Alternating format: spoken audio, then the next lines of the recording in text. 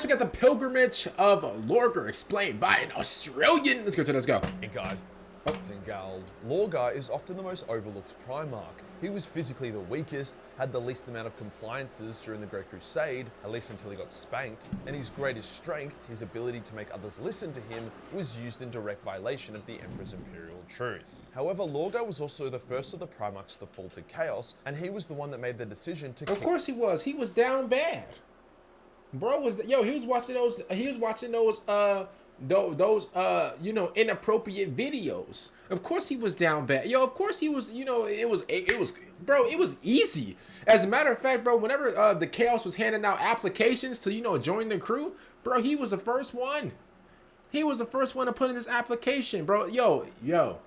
When they said describe, like, you know, when they said describe, like, so, you know, some attributes, you know, that we would use over in the Chaos or in the Warp or whatever, bro said, yo, I don't got no attributes. I'm trash. I'm down bad. Sign me up right now.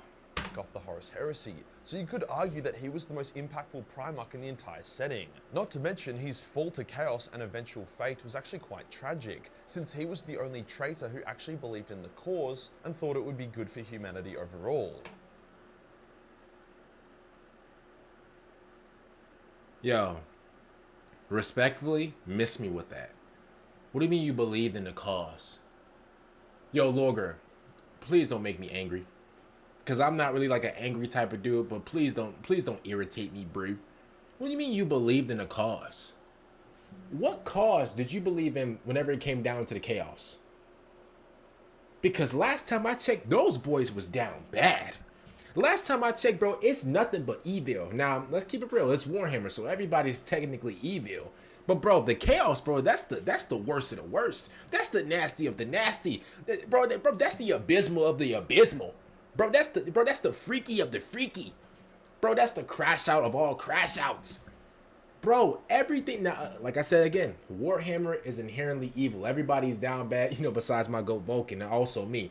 Everybody is down bad. Everybody's a crash out. Some people are, you know, you got some manipulative BMs. You got some dirty, disgusting human beings. Some stinky boys down there. Everybody is absolutely down bad in any type of way at the Chaos. What was the cause? He talking about, oh, I actually believed in a cause. What cause, bro? What did they promise you? Man. And it all began with the Pilgrimage of Lorgar. Before we get started, what that means. I love to find character and highlight the tragedy of his decision. Now let's get into it. Let's get into it! Lorgar was obsessed with having a god to worship. That's just how he was. The Emperor was the perfect god for him. Radiant, divine, powerful. Lorgar worshipped him with all his heart, and the Emperor initially tolerated this just like he tolerated Angron's berserk rage and Conrad Curse's sadistic nature. To the Emperor, the Crusade was all that mattered, conquering the galaxy extremely quickly. It's unclear why the Emperor was in such a big rush. Maybe he foresaw the arrival of the beast. Regardless, speed was paramount. However, Lorgar and his word bearers were conquering worlds extremely slowly. Here we go. This is because they would arrive, spend months or even years converting the world to the Emperor's worship, and then only when every citizen had divine hard-ons for the Big E would Lorgar move on. Contrast this with the Space Wolves, who would land in drop pods, fuck everyone's dog, and then kill the owners with chain axes within a violent 24-hour period. And see, this is what I'm saying. As a matter of fact, I don't know if he's on the list or not, but yo, Swiss, come here.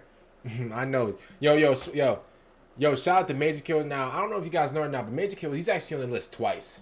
Yeah, he's been doomed. Swiss, bring me the list. This guy right here, wait, this ain't Lehman Russ, right? Pods, fuck everyone's dog, and Lorgar move on. Contrast this with the Space Wolves, who would land in drop pods, yeah, the Space Wolves, that's Lehman Russ and his people, right? Yeah, put them on the list. Lehman Russ and the other wolves. They over here going crazy, giving dogs back shots and everything. Put them on the list. These guys are absolutely disgusting. These guys are beasts. These guys are inhumane. They involve themselves into bestiality. Yeah, put them on the list. You put them on the list? All right, let's go. How many spots do we got left? We got one spot left? Okay, bet. Okay. Everyone's dog and then kill the owners with chain axes. I like this list, bro. Like, hopefully you guys like, bro. If you guys know anybody else that should be on the list, just tell me, y'all. Now the only exceptions that can't be on the school threat list is Angron. He got those nails in his head. He got the Allen Iverson braids, the Allen Iverson little nail braids in his head. I feel bad for him. To be honest with you, I feel like any one of us would crash out if we had those damn nails in our head. So we're not gonna put him on the list. Everybody else who, you know, who's committed all type of adultery, bestiality, and all type of just nasty work, you will be put on the list, bro. And I don't know if you guys know or not, but this list actually lets you know. This list will be posted everywhere on every single world and everything. This list is the top 10 dangerous school threats of all time. I'm talking, bro. As soon as they reach in for their backpack, it's over with. I'm talking, bro. As soon as you see them, you are now this close to dying. I'm not gonna lie to you, bro. It's nasty work, bro. These are the top school threats. I don't know if you guys updated the list or not, but I'll actually put the list in the comments if y'all really want me to. Yeah. For our period, and you can see which one got the job. He's on the faster. list, though. Remember, a peacefully compliant world was cool and all, but if it had to be raced to the ground, then there was always a colony fleet ready to move in. As such, the Emperor brought down the Banhammer, confronting Lorgar before psychically kicking his entire legion in the balls whilst ordering Guilliman to destroy Monarchia, the perfect city of worshippers. The Emperor wanted to teach Lorgar a lesson, that gods, if they existed, would be cruel, vicious things not worthy of worship. That the humiliation and pain that the Emperor inflicted was as if he was a god. Lorgar learnt a lesson that day, just not the one the Emperor wanted him to. He still believed that the Emperor was a god, however he no longer believed him worthy of devotion. This put Lorgar into a bit of a religious crisis as he freaked out. However, Erebus and Corferon, two secret chaos worshippers, told Lorgar of a different option, that there were gods worthy of his worship if he knew where to look. Lorgar travelled to Cadia near the Eye of Terror to find a place where mortals and gods meet. After chatting to some heretics, killing a custodian, somehow managing to cover it up without arousing suspicion, and then helping some slut ascend to become a demon prince, Argul was chosen as the first to travel into the Eye of Terror and see. You like Sylvester Stallone. And yo, like Lorgar, you gonna listen to these guys right here? Bro, I'm gonna keep it real. I wouldn't trust a word coming out these guys' mouth, bro. Seriously. Yo, they look like they smoke, what, 3 packs of Newport 100s every day, bro. Yo, they're like they hit the Dut pack all day long. I wouldn't trust a soul. I wouldn't trust a single sentence coming out these guys' mouth, bro. And look at him. Boy, come on, yo. Like, you really think, like, bro, I'm gonna just say it for what it is, y'all. Like, say what you want, but the only words that I'm gonna actually trust is if he says, yo, don't go into that building. I'm about to do something crazy. Yo, no lie, bro. I'm doing a full 180 and I'm going the other way, bro. So that's the only thing that I'm listening to him on. Everything else, if he's trying to, like, you know, manipulate me, trying to, like, you know, fool me or whatever, it won't work, bro. I'm sorry. This guy right here, he looks like a loony. Like, I'm gonna just keep it real for what it is. Like, Lorgar, you're into it. Like, I'm gonna just keep it real. All 3 of these guys are like Arkham Asylum's finest. I'm sorry, bro. I wouldn't go anywhere near these guys, bro. These guys are hideous. Just saying. To become a demon prince, Argul was chosen as the first to travel into the Eye of Terror and see the truth of the universe. The truth was ugly. The demon prince Ingethel was his guide and showed him visions of the fallen. Yeah, the audio's so low, y'all. Explaining that they rejected for this Slaanesh, video. That's why their empire was destroyed, and if mankind did the same, they too would suffer the same fate. The demon then showed. All right, y'all, we back. My bad. I keep pausing the video. I'm trying to like raise the audio for this video, but for this video, y'all, it's pretty low. But they were all designed to manipulate. Sure, a lot of what was shown was true, but the context was wrong to make the Emperor look bad. The visions ended with Argul and his brothers breaching the Emperor's wards and allowing chaos to snap up the Primarchs and scatter them across the galaxy. Argul then lowered the Gellerfield at Ingethel's request, causing he and his brothers to get massacred and then their dead bodies possessed and brought back to life, now hosting demons in a semi-symbiotic relationship. Argul, the surviving battle brothers and the ship then spent months returning to real space, eating the corpses of their brothers and the crew for sustenance. Ew!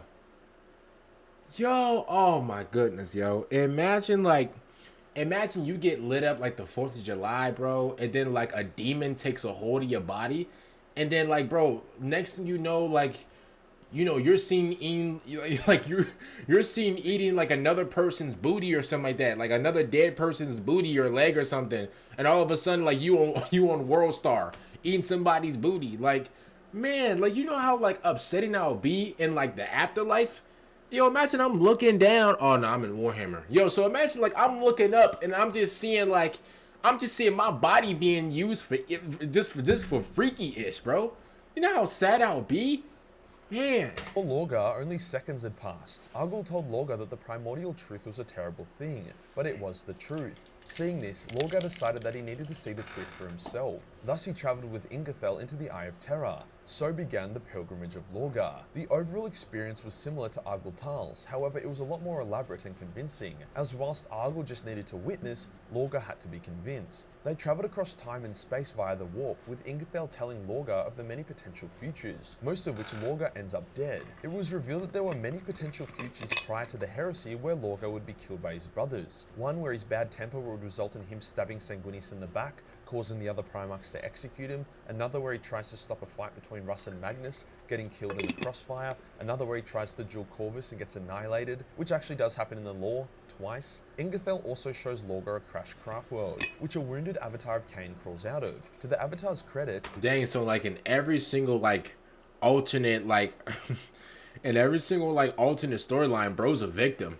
Like there's no storyline where like he's just dominating anything. Like in every single storyline, he is getting obliterated.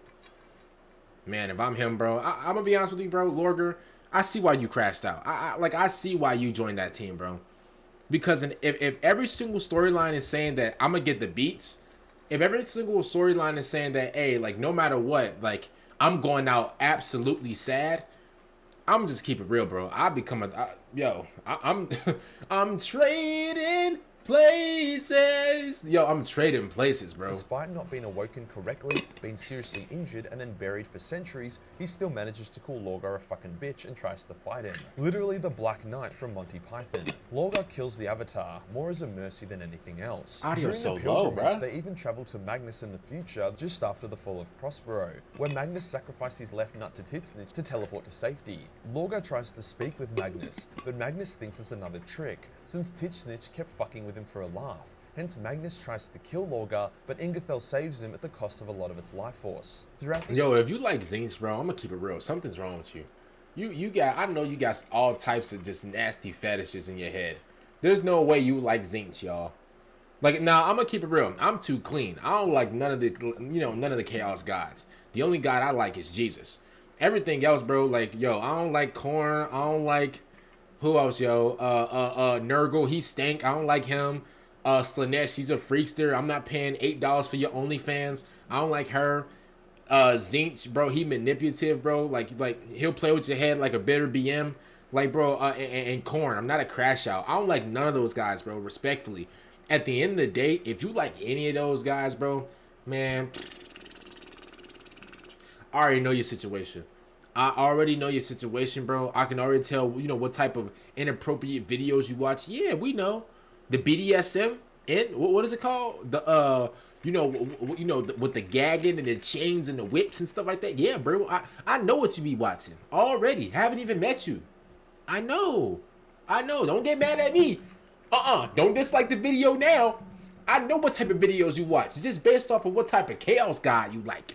Just keeping it real, bro. For real. Entire pilgrimage, it's made I clear already that know. Lorgar is disgusted. Chaos is gross. Ingethel is a fucking disgusting worm bitch. Demons are cringe. But fundamentally, there was gods in the universe. True. The Emperor had lied. Lorgar reasoned that the truth is above all else, no matter how ugly that truth might be. To Lorgar, he had no choice but to betray his father.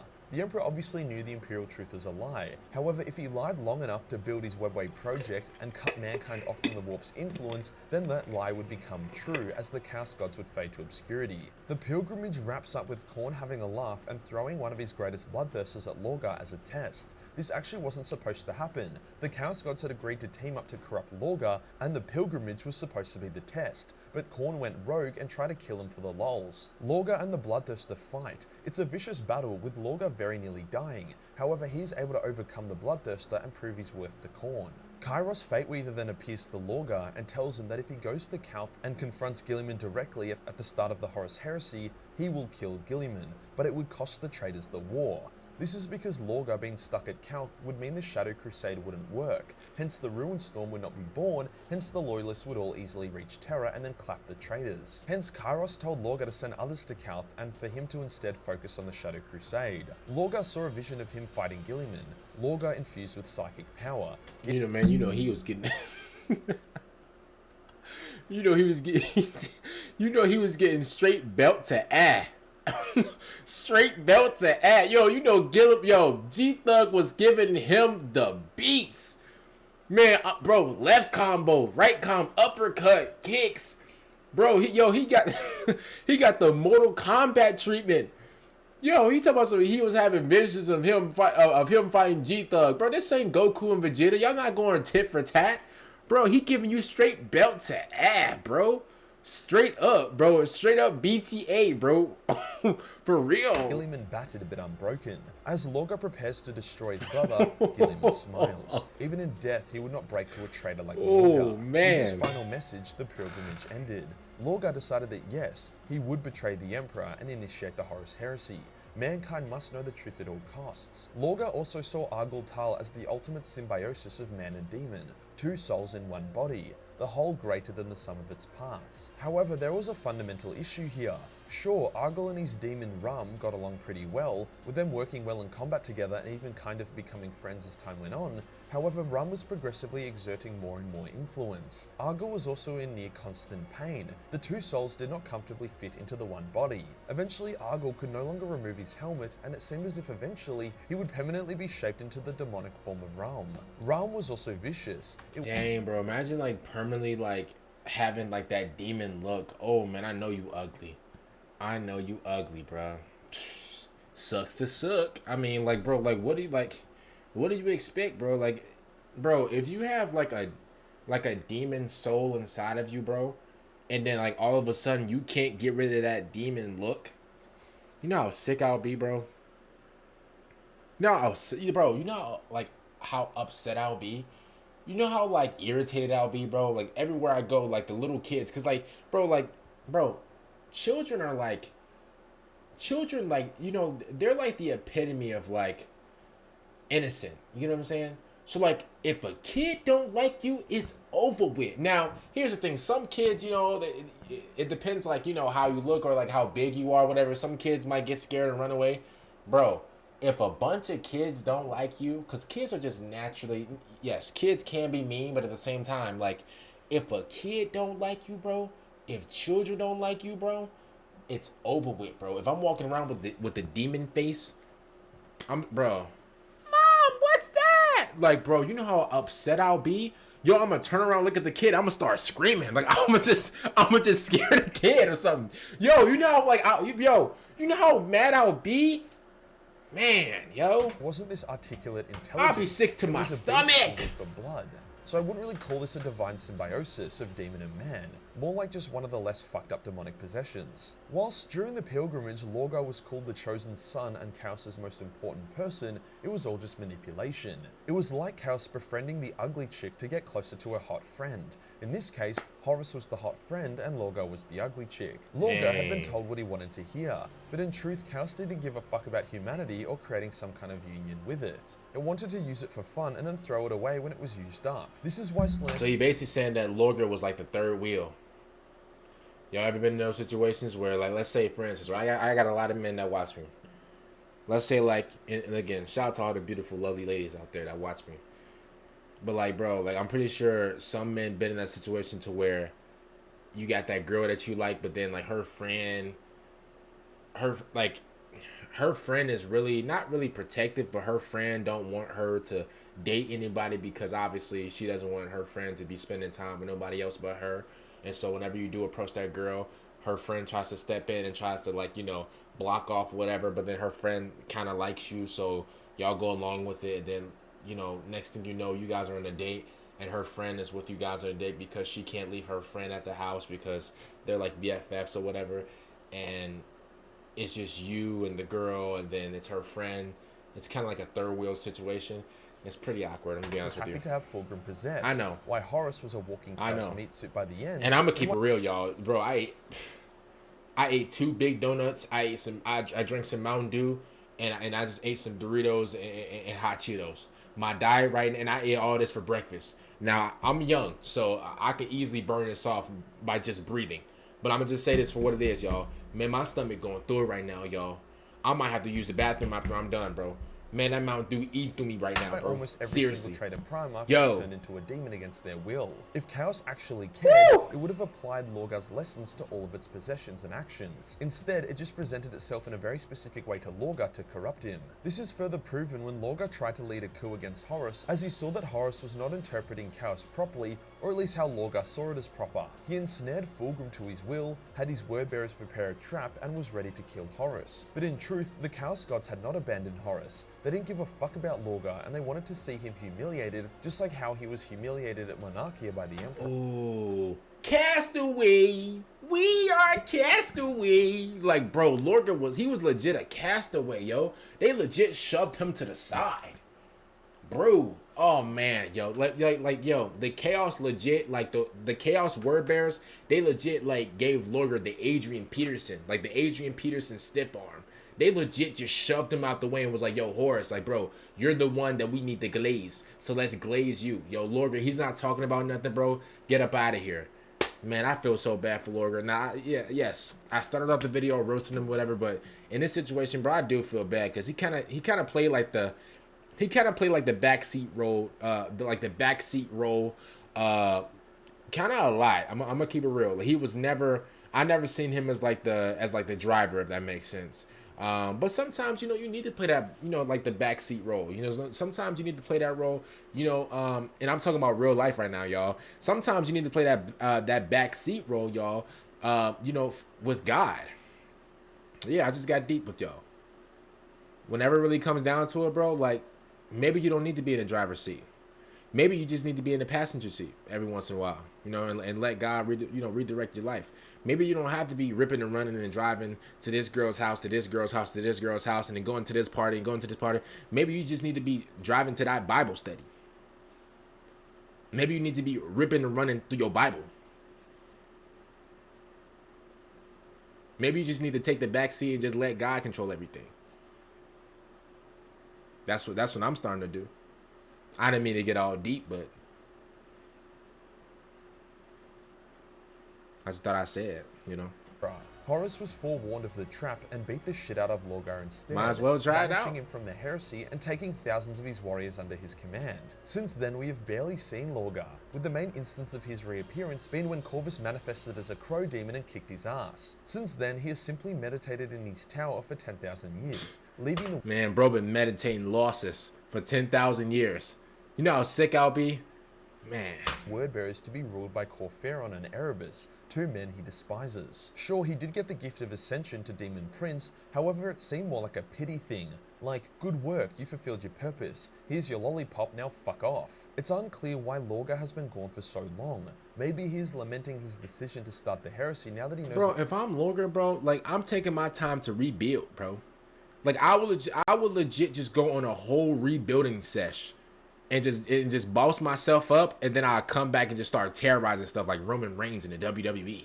Like, no lie, I'll take some time off and then come back and go crazy. He is hiding from Corvus Corax. The pilgrimage was a dope piece of lore. It's just a shame that it was one of the many times Lorgar was completely and utterly manipulated and then treated like dog shit afterwards. If you enjoyed the video and you want— Shout out to our boy Majorkill, man, for this video. I didn't even know like Lorgar really took that many losses back to back like that. So comment down below, what do you guys think about it? Make sure you guys go check out Majorkill. Make sure you guys subscribe to the channel on the road to 10,000 subscribers. And I would love to see you guys a part of the family. I gotta use the bathroom, bro. That Mountain Dew is running through my body crazy. And bye everyone.